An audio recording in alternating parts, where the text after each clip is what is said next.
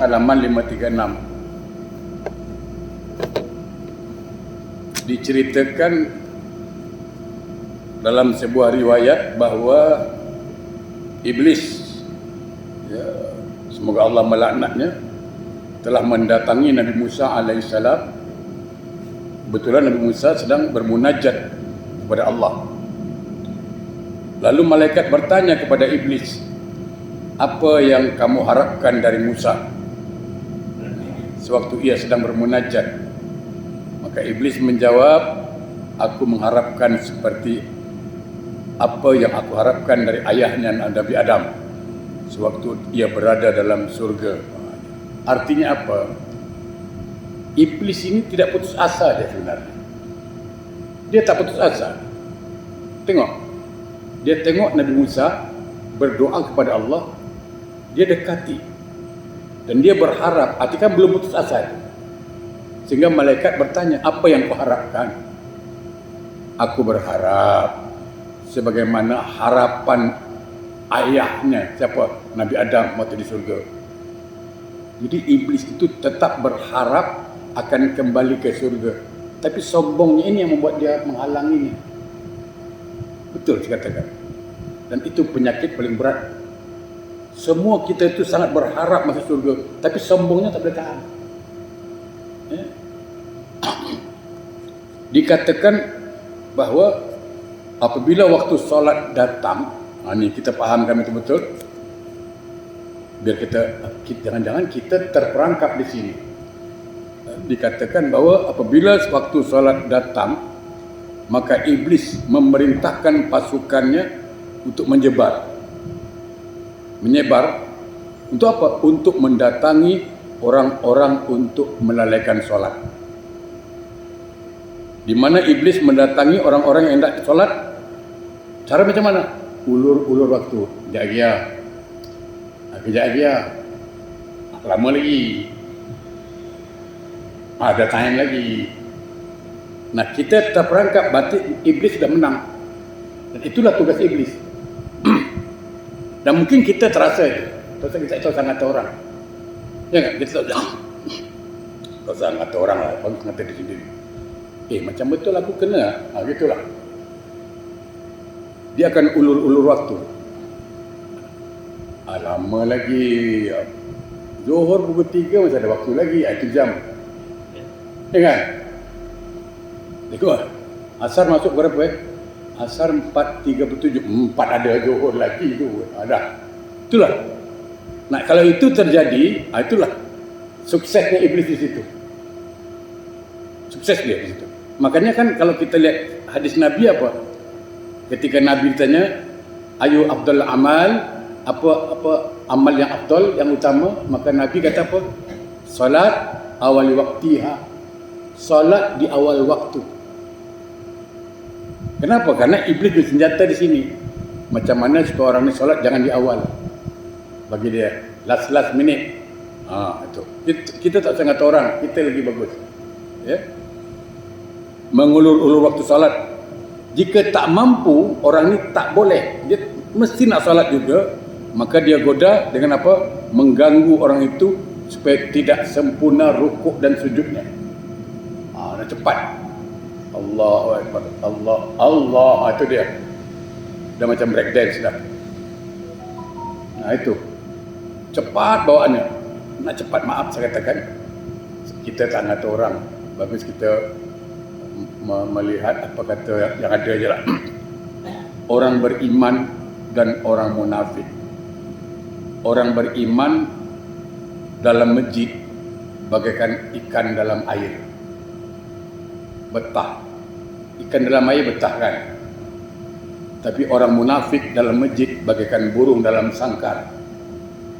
Dia nak keluar je, macam mana nak keluar? Imam Assalamualaikum, ada pun Allahumma lanta jalan. Tu orang munafik di masjid bagaikan burung dalam sangkar. Pantang buka pintu aja. Dia burung ni kalau dia tepi pintu aja, dia tunggu bukanya, dia pun cabut lah. Imam baca Allahumma antas salam wa minkas salam wa ilaika ya'udus salam. Dia pun baca lah Allahumma lanta jalan, aku pun jalan lah. Tidak ada rasa betah di rumah Allah. Itulah ciri orang munafik. Dan di situ perangkap iblis sudah masuk. Ya. Dia akan berganggu dengan tidak menyempurnakan rukuk, sujud, bacaan tasbihnya dan doa. Pernah kejadian Rasulullah, ada orang solat, Rasul cakap salat. Sampai berapa kali diajar. Nabi tengok lagi, solat. Sampai 2-3 kali dia pun tanya, ya Rasulullah, aku solat macam itulah aku tahu. Tapi kau suruh ulang. Kata Nabi, engkau solat tidak ada tumak ninah, itu masalah. Itu bukan rukun solat. Ada tak tumak ninah? Ada kan? Tapi berapa banyak orang tak tumak ninah? Tumak ninah apa? Berhenti seketika. Berapa batas berhentinya? Sepanjang kalimat tasbih. Jadi dia rukuk, Allahu Akbar, minimal berhentinya itu Subhana rabbiyal azim wa bihamdih. Jangan Allahu Akbar, sami Allah, itu dia. Yang kemana bukit itu bukan speed, itu speed gila punya tu. Ya kan? Bukan gitu. Itu tak ada tumak ninah. Nah, bila bacaan dah tak betul, doa-doanya pun tak jelas, tak sempurna rukuk dan sujudnya, jika tak mampu dia goda gitu, maka dilalaikan hatinya. Allahu Akbar. Lakin jam tak jam. Kau suruh jam tak jam, kau tak jam kau nak pergi ni. Tidak. Ada aja. Dengan isi minyak lah. Itu jam ingat minyak. Tengok. Itulah kerja iblis. Tadi tak ingat tau. Allahu Akbar. Nak pergi ikut makan martabak. Itu jam ingat martabak lah. Itulah kerja iblis kalau kau tahu. Makanya saya selalu sampaikan, kenapa orang tua dulu kalau solat tu dia tidak langsung takbir. Perhatikan orang tua-tua dulu, para ulama terdahulu. Saya selalu mengatakan, dulu para ulama itu apa?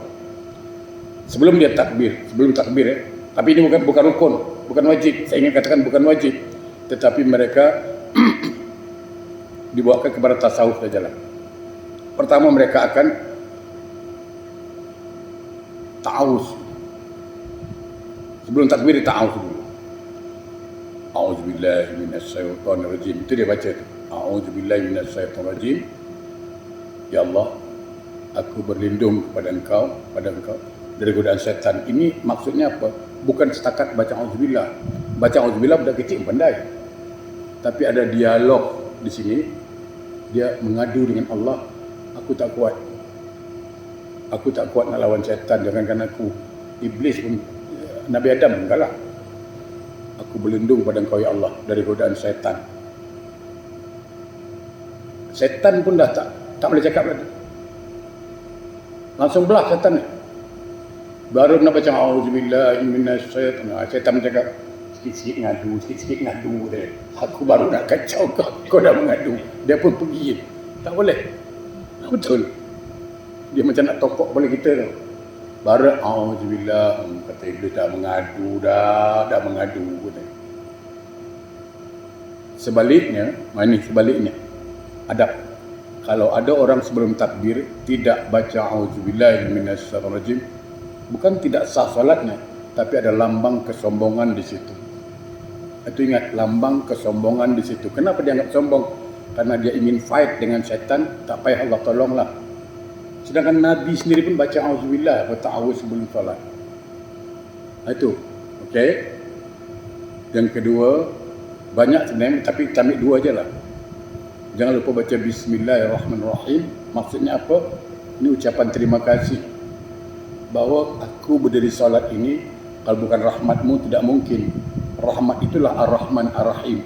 Makanya kita sebut bismillahirrahmanirrahim. Okey, selesai. Lalu dia akan sebut dalam hati semua itu. Tak habis waktu 1 minit. Dia berkata, la maujud illallah.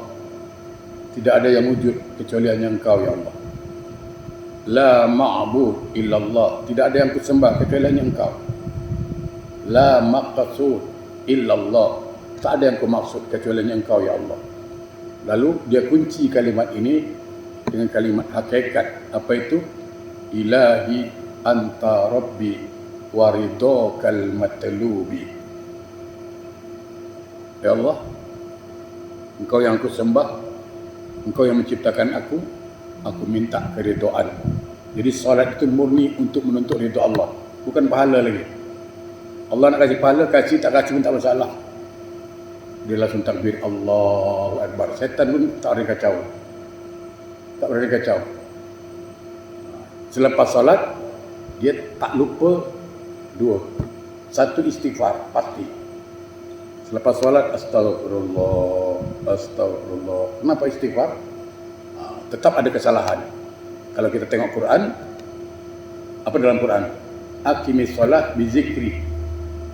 Dirikan solat untuk mengingat aku. Itu perintah Allah dalam Quran.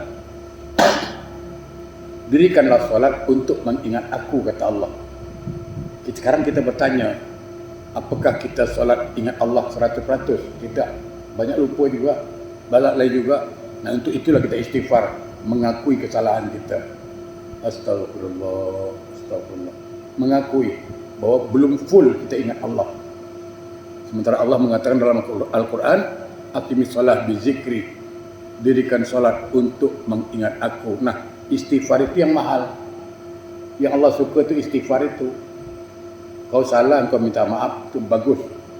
Yang Allah marah, dah salah, pergi je.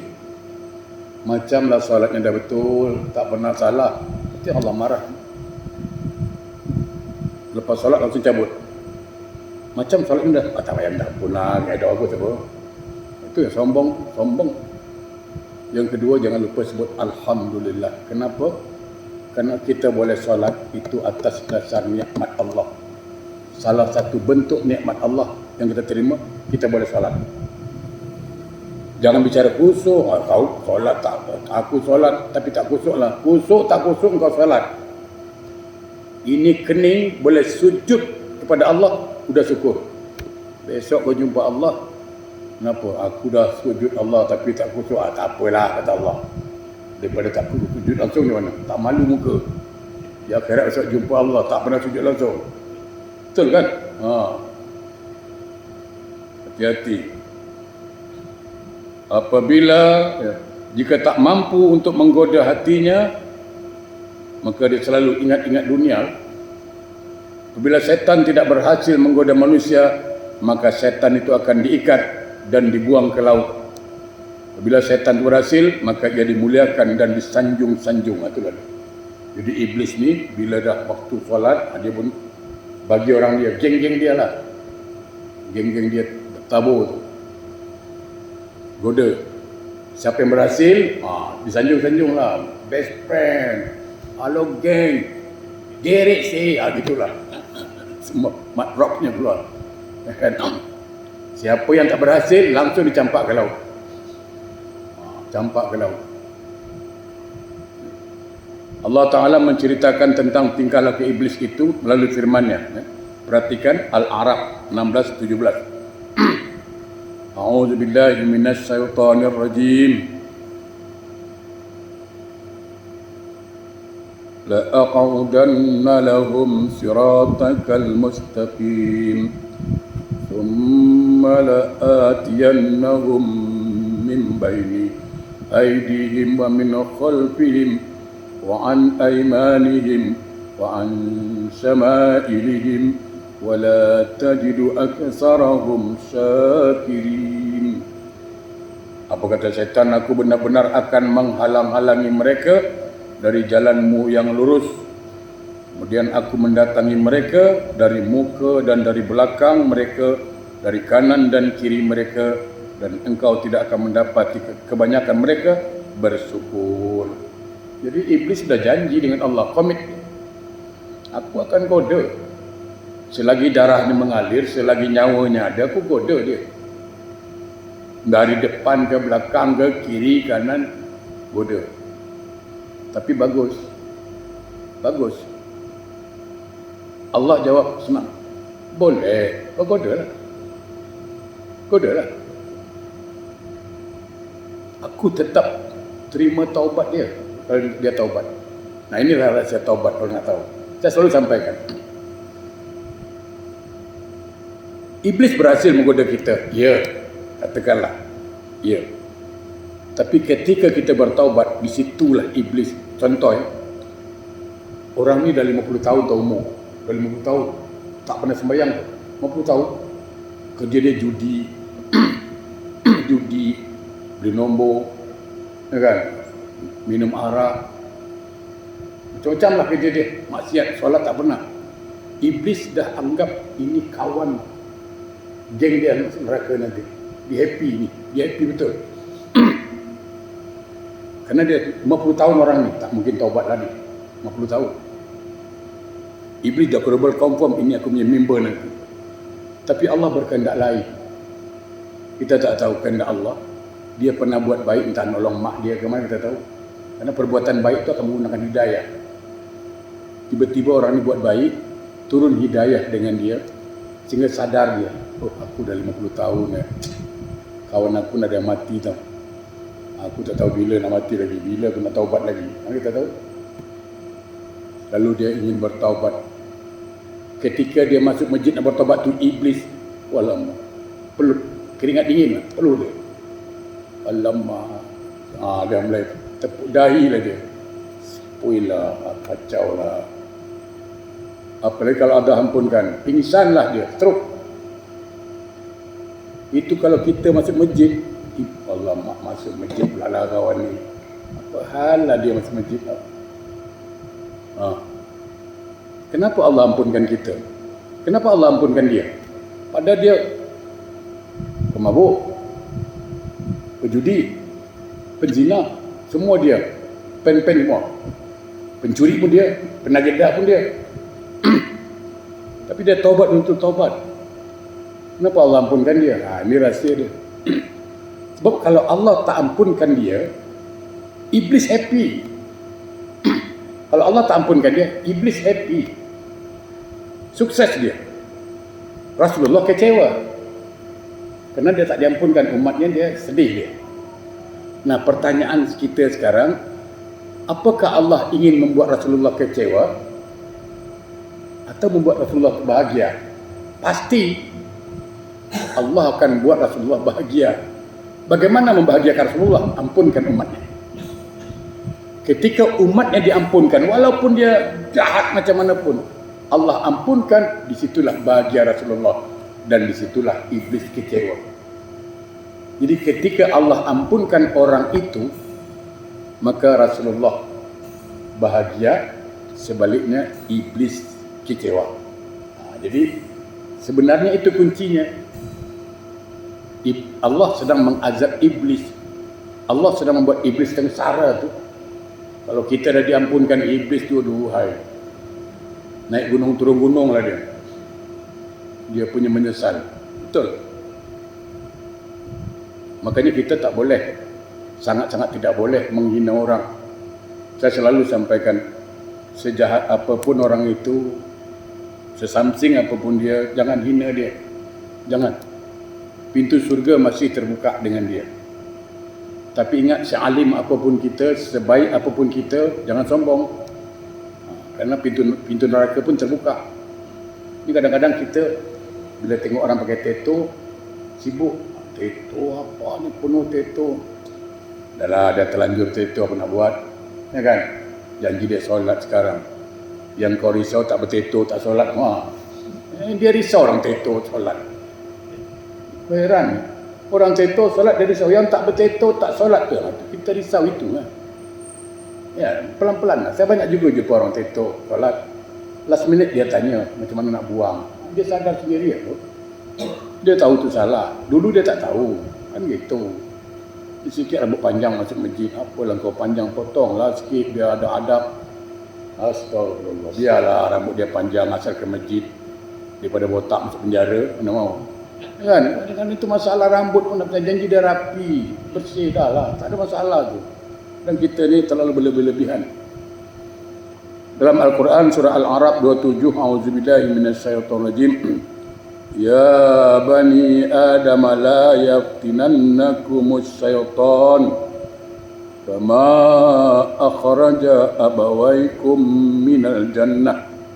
Wahai anak Adam, Jangan sekali-kali kamu dapat ditipu oleh setan sebagaimana ia telah mengeluarkan kedua ibu bapakmu di surga. Itu. Saya selalu katakan, setan tu misi dia tak banyak tu. Setan tu tak ada cita-cita. Satu cita-cita setan tu apa? Macam mana supaya geng dia ramai di neraka. Itu ajalah. Dia tak ada nak cita-cita nak buat kedai nasi ke, tak. Aku nak buat kedai nasi lemak lah. Tak ada. Dia nak buka kedai runcit. Tak ada. Dia tak ada niat pun. Dia niat dia satu je. Macam mana ramai geng aku nanti. Macam mana ramai. Itu aja. Nah itu kalau kita tak pandai, itu dia. Tak faham, kita terperangkap. Dalam surah Al-Baqarah 268, A'udzubillahi minasyaitonirrajim. As-syaitanu ya'idukumul faqra wa ya'murukum bil fahsya. Setan menjadikan, menakut-nakuti kamu dengan kemiskinan dan menyuruh kamu berbuat kejahatan. Itu takut tak ada duit, judi, itu kerja setan. Cuba tengok anak kita, selalu saya cakap, anak kita yang kecil, sekolah tadika lagi, dia tak takut tu. Balik rumah dia tahu ada makanan. Dia tak takut ada kosong di meja tu. Dia tahu pasti berisi. Dia yakin mak bapak dia tanggungjawab. Budak kecil pun yakin dengan mak bapak. Takkan kita tak yakin dengan Allah? Belajarlah sikit-sikit. Betul tauhid. Betul lah saya katakan. Kalaulah kita masih risau, kalau ada orang risau soal rezeki, itu tauhidnya belum betul lah. Saya selalu katakan, Pak, saya bukan sombong, tidak. Saya tak sedikit pun tak pernah risau soal rezeki. Saya disampaikan hari ini di Al-Huda. Berarti kan saya di Al-Huda. Kadang-kadang saya tak tahu, ada satu hamba Allah, saya tak sebut nama dia. Selalu dia. Asal solat saya di belakang tu, kadang-kadang dia taruh $100 sini. Ada satu hamba Allah, Al-Huda ni orang. Saya kalau solat sini, kadang-kadang memang solat sini, selalu lah sini. Kadang dia dicari saya. Ustaz, saya tengok gitu aja. Kadang dia selip, tengok dah 100. Tapi rata-rata 100. Kenapa rezeki saya tahu. Kenapa? Saya pegang surah Hud ayat 6 tu aja, tak banyak pegangan saya. Quran mengatakan apa? Wa ma min dabbati fil ardi illa 'ala Allahi rizquha. Tiadalah binatang yang melata di muka bumi, kata Allah, aku dah siapkan rezekinya. Lalu saya berfikir, kalaulah binatang saja Allah siapkan, takkanlah kita manusia Allah tak siapkan. Nanti saya nyanyilah, relax brother, relax, senang. Tak ada risau saya. Pak, kau covid ke tak covid ke, makan begitu juga saya. Tak ada risau. Dari mana? Mana aku tahu, pokoknya itu rezeki Allah yang kasih. Pintu mana saya tak tahu. Janji usaha kita, ikhtiar kita, udah doa. Bukan duduk dalam bilik dan fikir datang, tidaklah begitu. Ya, jangan salah faham. Dalam Al-Fatir ayat 6 dikatakan apa? Inna syaitana lakum aduwwun fattakhizuhu aduwwa.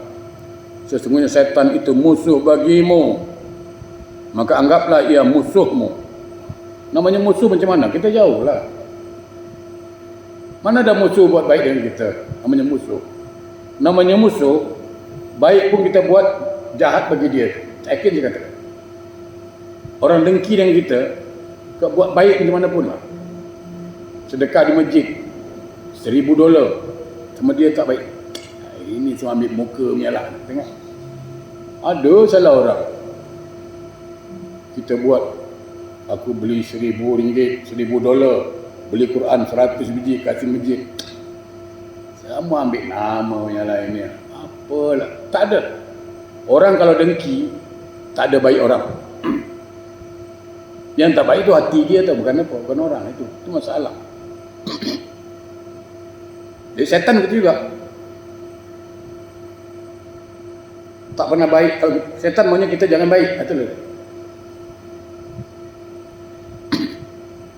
Jadi Allah Ta'ala telah menjelaskan bahawa setan itu merupakan musuh bagi manusia dan selalu berusaha untuk menyesatkan manusia. Supaya apa? Supaya sama-sama masuk neraka. Setan kan itu tujuannya. Macam mana supaya ramai dalam neraka itu aja geng aku. Kadang-kadang terfikir saya, masuk neraka sekarang mahal tau, masuk surga free. Lucu. Masuk surga free, orang tak mau. Masuk neraka mahal, orang berebut. Pergi diskotik tu mahal tu. Nak beli air minum, arak lagi, nak beli wine lagi. Ya kan, nak beli tu. Mampus. Masuk Al-Kalabu Malang pakai duit semua tu. Masuk neraka pasal mahal bayar dia. Surga free, di masjid free apa? Puasa free apa? Salat sunnah free apa? Tahajud free apa? Orang tak buat. Heran saya. Cuba nanti konsert penyanyi ini ramai tu. Bayar, ramai. Joget-joget tu ramai tu. Tu ada pengajian dah datang, yang datang dah batuk-batuk. Semua COE dan habis. Ya kan?